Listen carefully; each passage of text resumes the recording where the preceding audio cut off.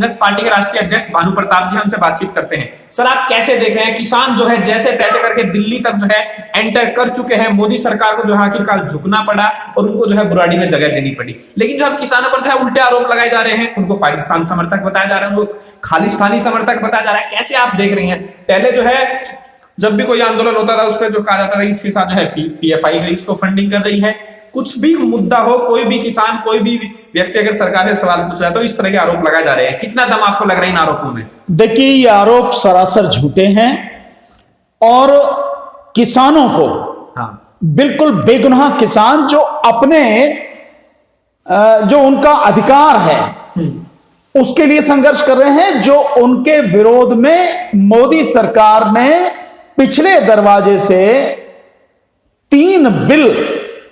3 कानून जो बनाए हैं उन कानूनों को खत्म करवाने के लिए, जिन कानूनों की वजह से इस देश का किसान, इस देश की खेती पूरी तरह से बर्बाद हो जाएगी और वो पूंजीपतियों के हाथ में चली जाएगी, उसके विरोध में किसान अपना संघर्ष कर रहे हैं। तो जो भी आरोप लगाए जा रहे हैं कि ये पाकिस्तानी समर्थक हैं और ये खालिस्तानी समर्थक हैं, ये सरासर निराधार और झूठे आरोप हैं। और मैं समझता हूं इससे ज्यादा कायरता और इससे ज्यादा बेशर्मी, बेरहमी और ये कहूं कि आपको जो है मतलब क्रूरता कुछ हो नहीं सकती कि आप बेगुनाह किसानों को आप पाकिस्तानी कह रहे हैं या पाकिस्तानी का समर्थक होने का उन पर आरोप लगा रहे हैं, खालिस्तान का आरोप लगा रहे हैं। ये वही सरकार है कि जब कोई भी आंदोलन करता है और आंदोलन जब इसके खिलाफ जबरदस्त तरीके से निकल के आता है, खड़ा होता है, तो ये सरकार उन पर इसी तरह के आरोप लगाती है, बार बार ऐसे आरोप लगाए जाएंगे तो कोई भी इंसान सरकार के खिलाफ बोलने से बचेगा, कोई भी इंसान आंदोलन करने से बचेगा, कोई भी किसानों का समर्थन करने से बचेगा, क्योंकि हर किसी को अगर इस तरीके से आरोप किसी को पाकिस्तानी समर्थक नहीं, मैं अरुण जी इस बात से सहमत नहीं हूं और कोई भी इस बात से मैं नहीं समझता कि कोई डरता है। चाहेगा कि पाकिस्तानी समर्थक होने का टैग लगाना कौन चाहेगा? कौन कोई पाकिस्तानी समर्थक है नहीं। कोई भी व्यक्ति पाकिस्तानी समर्थक नहीं है इस देश में। अगर पाकिस्तानी समर्थक है तो ये खुद मोदी सरकार पाकिस्तानी समर्थक है, जो ठीक बिहार चुनाव के दौरान जब फर्स्ट पेज का चुनाव हो गया उसके दौरान पाकिस्तान से कह के कहलवाती है कि पुलवामा जो है पाकिस्तान ने किया, पाकिस्तान सहमत करता। तो ये पाकिस्तानी समर्थक ये सरकार है। इस देश का कोई भी नागरिक पाकिस्तानी समर्थक नहीं है, सारे के सारे पूरी तरह से भारतवर्ष के हैं, भारत की स्वतंत्रता और एकता और अखंडता में विश्वास रखते हैं, भारत को मजबूत करना चाहते हैं, भारत की आजादी को कायम रखना चाहते हैं, भारत को आगे बढ़ता हुआ देखना चाहते हैं। जो भी सरकार आरोप लगा रही है पाकिस्तान समर्थक का, खालिस्तान समर्थक का, ये इस आंदोलन को बदनाम करने के लिए लगा रही है और इस बात के लिए सरकार को शर्म आनी चाहिए। पर बेशर्मों की सरकार है तो शर्म कहां से आएगी? अरे ये किसान हैं, हमारे अपने किसान हैं।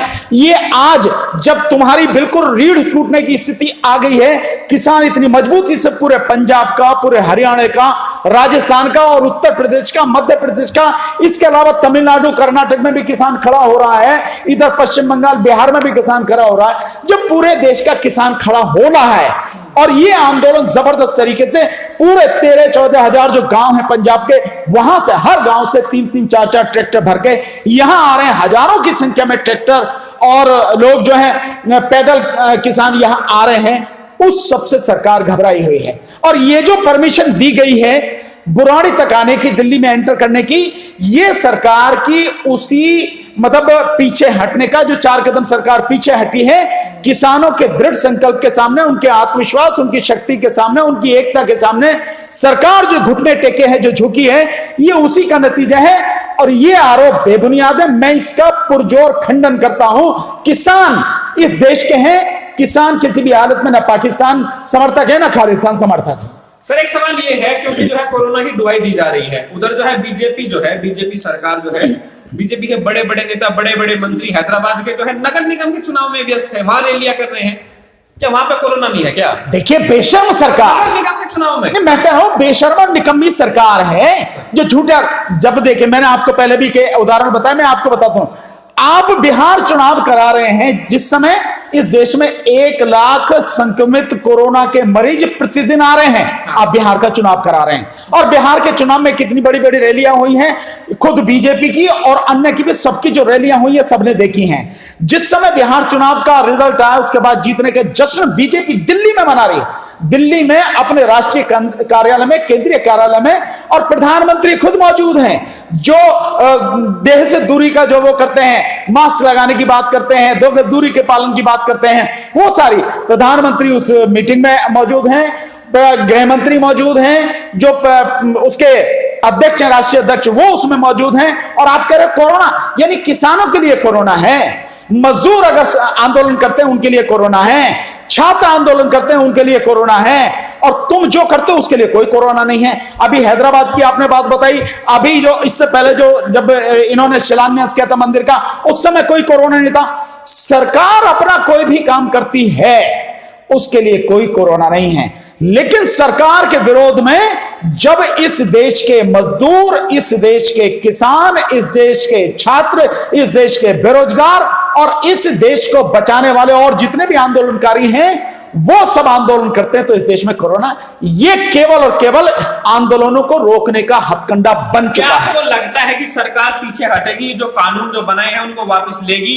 क्योंकि किसानों से अगर बातचीत की जाए, किसान जो है अपना, तो वो कह रहे हैं हम 3-4 महीने अपना खाने पीने का सामान लेकर आए हैं, तब तक वापस नहीं जाएंगे। क्या लग रहा है, सरकार पीछे हटेगी और किसान को दोबारा जो है खेत में वापस लौटने का कब तक मौका मिलेगा? देखिए, मैं ये तो नहीं कह सकता कि कब तक मौका मिलेगा, लेकिन मैं ये बात पूरे विश्वास के साथ कह सकता हूं कि सरकार को पीछे हटना पड़ेगा। सरकार पीछे हटेगी नहीं तो सरकार जाएगी। दोनों में से एक ही चीज होनी है। अब इस बार जो लड़ाई है, बार बार की लड़ाई हो रही है, और मैं तो आपके माध्यम से किसानों को धन्यवाद देना चाहता हूं, उनका हार्दिक अभिनंदन करना चाहता हूं कि उन्होंने दृढ़ निश्चय करके अपने आत्मविश्वास से भरपूर होकर यह लड़ाई शुरू करी है। और इस एक तरह से जो आतंकवादी, जो बेरहम बेदर्द सरकार है, जो देश की जनता को पूरी तरह से तबाह करने पर तुली है, किसान मजदूर चाहे जो भी हो, चाहे जवान हो, चाहे किसान हो, चाहे मजदूर हो, चाहे यहाँ के छात्र हो, बेरोजगार हो, सबको जो बर्बाद करने पर तुली है, इस सरकार के खिलाफ किसान दृढ़ निश्चय होकर जो आगे बढ़ रहे हैं, किसानों को अभिनंदन। दूसरी बात मैं आपके माध्यम से यह भी कहना चाहूंगा अरुण जी, कि इस किसानों के आंदोलन में सभी को साथ देना चाहिए। जो सीए एनआरसी का आंदोलन कर रहे थे, उन्हें भी इस आंदोलन में साथ देना चाहिए। जो बेरोजगार नौजवान हैं, युवा हैं, उन्हें भी इस आंदोलन में साथ देना चाहिए।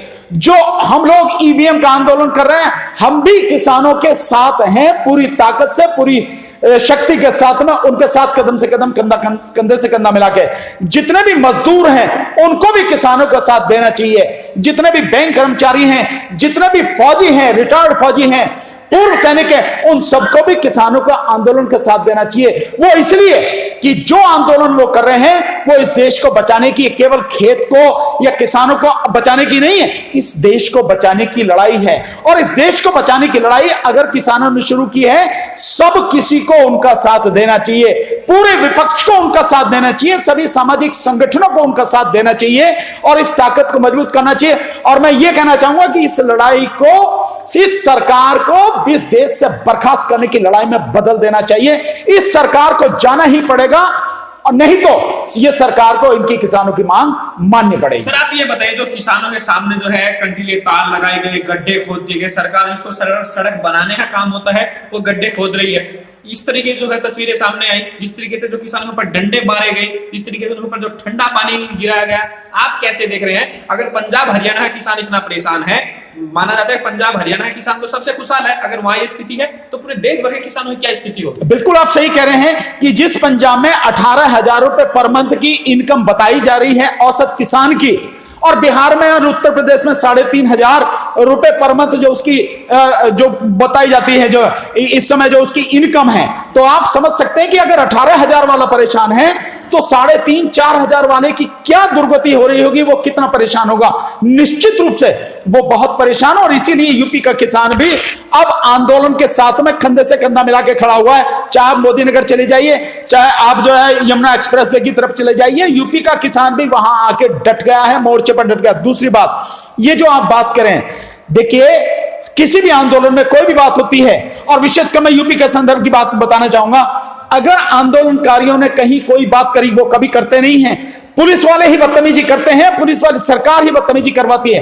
पर अगर कहीं कोई तोड़फोड़ होती है तो उनसे, उनके खिलाफ एफआईआर होती है, उनसे पैसा वसूला जाता है। यूपी सरकार ने तो बहुत ही बुरी तरह से ये सब कर रखा है। अब मैं वही सवाल करना चाहता हूं, संविधान के जानने वाले जो, उनके सामने भी रखना चाहता हूं, इस देश के सुप्रीम कोर्ट और भिन्न भिन्न हाई कोर्टों के सामने भी, जजेस के सामने भी ये चीज रखना चाहता हूं, सरकार के सामने भी रखना चाहता हूं। अगर आंदोलनकारी नुकसान करते हैं तो उनके खिलाफ एफआईआर होती है। जब सरकार ने जो नेशनल हाईवे है वो खुदवा दिए गए हैं और किसानों के आने के जो भी रास्ते हैं वो बीच में से खुदवा दिए गए हैं, गड्ढे बड़े बड़े खुदवा दिए, पूरी सड़क को जो तोड़ दिया गया है, क्या उन पुलिस वालों के खिलाफ, उन प्रशासनिक ऑफिसर, चाहे एसडीएम हो, डीएम हो, एडीएम हो, चाहे एसएसपी हो, चाहे डीसीपी हो, कोई भी हो, क्या इनके खिलाफ एफआईआर नहीं होनी चाहिए? इनके खिलाफ भी एफआईआर होनी चाहिए। और मैं कहता हूं कोर्ट को सुमोटो एक्शन लेके इनके खिलाफ एफआईआर करानी चाहिए कि देश की संपत्ति को नुकसान तुम कर रहे हो, पहले तोड़ने में कर रहे हो और फिर उसके बाद वो बनाने में जो पैसा नुकसान होगा उसकी भरपाई कैसे होगी? इन्हीं अधिकारियों से, इनकी तनख्वाह से वो वसूल किया जाना चाहिए और इनके खिलाफ एफआईआर होकर इन्हें जेल भेजा जाना चाहिए। सवाल सर मेरा आपसे है, क्योंकि जितना संघर्ष किसानों को दिल्ली पहुंचने में करना पड़ रहा है, तो दिल्ली में दिक्कत क्या, किसान क्यों नहीं दिल्ली जा सकते हैं? एक सवाल तो ये, इतना संघर्ष करना पड़ रहा है दिल्ली आने के लिए, क्या दिल्ली में आके विरोध प्रदर्शन नहीं किया जा सकता है? और इससे पहले भी जो है देश में बड़े बड़े आंदोलन इस देश में हुए हैं, टिकैत आंदोलन सभी को याद है। तो आपको क्या लग रहा है, क्यों इस सरकार में किसानों को आंदोलन करके दिल्ली आना सबसे बड़े संकट है कि दिल्ली क्यों नहीं आ सकता है किसान? आप एक इसका जो है आकलन इस तरह से कीजिए अरुण जी, के जब इस देश में अंग्रेजों का राज था, ब्रिटिशर्स का राज था, उस समय में भी किसानों को, मजदूरों को, सभी को, देशभक्त जो लोग थे उनको आंदोलन करने का अधिकार था। अंग्रेजी सरकार ने, अंग्रेजी हुकूमत ने भी लोगों से प्रदर्शन करने का, विरोध करने का अधिकार नहीं छीना। बेशक जुल्म जातियां जो भी हुई हो, की गई हो, लेकिन उन्होंने अधिकार नहीं छीना। आज भारत आजाद है, संविधान के माध्यम से चलता है और अपने आप को देशभक्त कहने वाली, राष्ट्रभक्त कहने वाली जो सरकार है, उस सरकार का यह रवैया है कि अपने ही देश में किसान अपनी राजधानी में आके अपनी जो विपदा है, अपने जो दुख हैं, उनको बता नहीं सकती। यही नहीं, मैं कह रहा हूं कि उन्हें पाकिस्तानी कहा जा रहा है, उन्हें खालिस्तानी कहा जा रहा है, बेबुनियाद आरोप लगा के उन्हें बदनाम, किसान आंदोलन को बदनाम करने की जा रही है। और मैं दावे के साथ कह रहा हूं कि अगर किसानों की तरफ से कहीं कोई ऐसी कोई बात भी हो रही हो तो ये बीजेपी के ही, ये आरएसएस के ही गुंडे होंगे जो उसमें जाके घुस के उन्हें घुसा दिया गया होगा और उनके माध्यम से ये सारी चीजें करवाई जा रही होंगी। कोई भी किसान पाकिस्तान की बात नहीं कर सकता, खालिस्तान की बात नहीं कर सकता। वो देशभक्त लोग हैं, देश की बात करते हैं, अपनी पीड़ा बताने आ रहे हैं। संविधान ने उनको अधिकार दिया है और उन्हें उनके अधिकार का प्रयोग करने देना चाहिए इस सरकार को। और सरकार अगर उन्हें उनके अधिकारों का प्रयोग करने से रोक रही है, वो बिल्कुल लोकतांत्रिक तरीके से, शांतिपूर्वक तरीके से दिल्ली में आकर अपनी बात बताना चाहते हैं तो सरकार को रोकना नहीं चाहिए, उनको आने देना चाहिए। रामलीला मैदान तक आने देना चाहते हैं तो रामलीला मैदान तक आने देना चाहिए। सरकार को मैं कहता हूं सुप्रीम कोर्ट को इस पर सुमोटो एक्शन लेके इस बात की परमिशन देनी चाहिए कि किसानों को क्यों ना यहां रामलीला मैदान आके अपनी बात कहने का हक होना चाहिए। बिल्कुल ये होना चाहिए। पहली बार हो रहा है कि किसानों की देशभक्ति पर सवाल खड़ा हो गया, इसीलिए आप समझ सकते हैं ना। तो मैं समझता हूं किसानों को और इस देश के तथाकथित जो, जिनको हिंदू कहते हैं, हिंदू कहकर जिनको बदनाम करते हैं, हिंदू कहकर जिनकी जो है मतलब अपनी राजनीतिक रोटियां ये सेकते हैं, उन सबको और उन अंधभक्तों को और देश के समस्त नागरिकों को इस बात का चिंतन मनन करना चाहिए, आकलन करना चाहिए कि अपने आप को देशभक्त कहने वाली सरकार किस तरह से देशभक्त और ईमानदार और सीधे, सच्चे और सरल किसानों को बदनाम कर रही है, उन्हें पाकिस्तानी होने का नारा वो उन पर ठप्पा लगा रही है, उन्हें खालिस्तानी होने का ठप्पा लगा रही है, जबकि ऐसा कुछ भी नहीं है। और अगर मैंने जैसे पहले कहा, अगर ऐसा कोई उधर से आवाज भी आ रही है तो बीजेपी ने ही अपने एजेंट भेज रखे होंगे, आरएसएस ने ही अपने एजेंट भेज रखे होंगे उस किसान आंदोलन को बर्बाद करने के लिए। किसान किसी हालत में देश के विरोध में कभी सोच भी नहीं सकता। नारे की तो बात ही छोड़ दिए, किसान देशभक्त है, इस देश की भलाई चाहता है और वो अन्नदाता है, इस देश के लोगों का पेट पालता है। सबको शर्म आनी चाहिए। किसान शास्त्री जी के कहने पर एक समय खाना छोड़ सकता है, आज उसी किसान पर जो है सवाल खड़ा हो गया। इसीलिए मैं कह रहा हूं कि ये, इसीलिए मैं बार बार कह रहा हूं कि ये सरकार